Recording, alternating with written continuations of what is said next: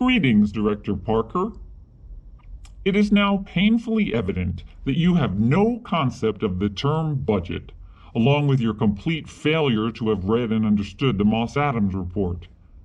Just because you can find money to pay for overages doesn't erase the fact that there are $170 million in budget overages, and to say otherwise is pure deceit and deception. Let's review for the clueless people on the dais. In 2018, Jeffco told taxpayers that they had a plan to perform $563 million in capital projects over the course of 6 years.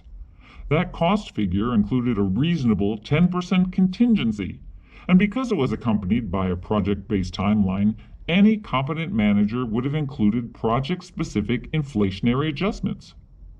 That was the budget, plain and simple. It is not a hard concept.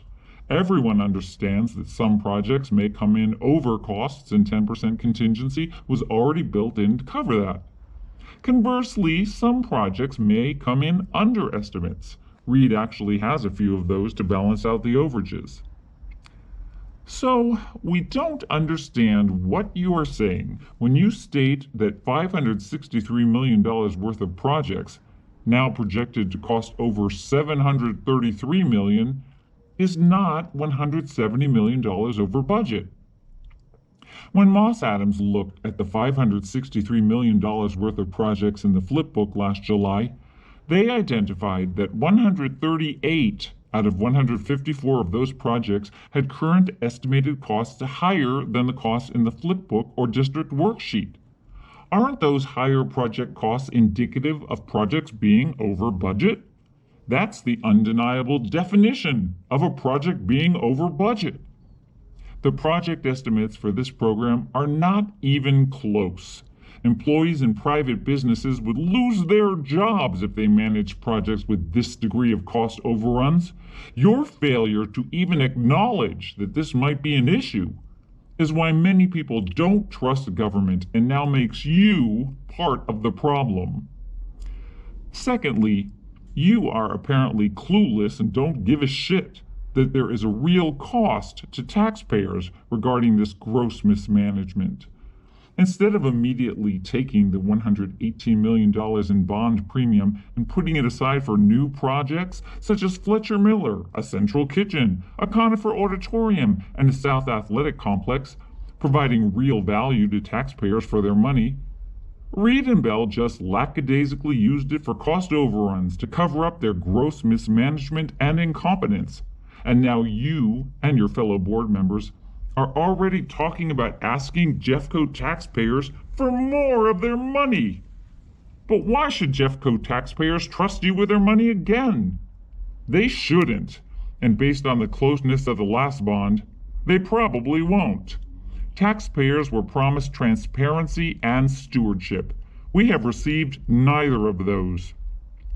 It is not good governance, nor good fiduciary oversight to continue to unquestioningly accept the cost overruns. That's attempting to play taxpayers for fools.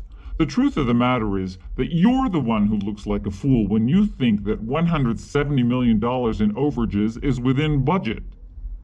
Finally, did you even read the full Moss-Adams report? Since you most likely haven't done that, we highly recommend you thoroughly read Observations 7 and 10. Observation 7 states, the system-generated budgets exceeded the site-specific budgets included in the flipbooks by between $109 million and $136 million. Whose definition of budget do you want to believe? Moss-Adams, who are experts in their field? Or the clowns, Reed and Bell, who singularly want to protect their jobs and reputations? We'll take Moss-Adams. And let's look at Observation 10, which states, typically, premiums are set aside as separate funds and used for a designated purpose as intended by the Board of Education. The district should separate the contingency and premium funds into two separate accounts to enable improved tracking and monitoring on the utilization of these different revenue sources. To put this more clearly, Reed and Bell have not been following best practices. They have commingled funds, and this is the only reason that they will have enough money left to finish the $563 million worth of budgeted projects. This is the epitome of incompetence, deception, mismanagement, and screwing of taxpayers.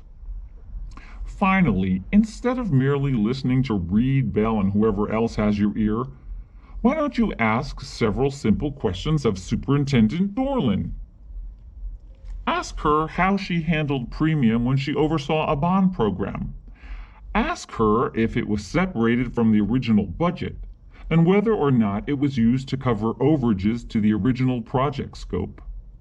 Her answers to those questions should be interesting.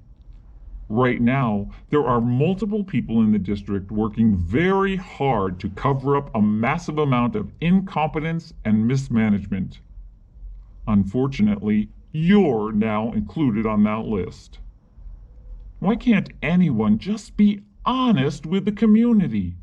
Isn't that part of what Moss Adams said Jeffco needed to do?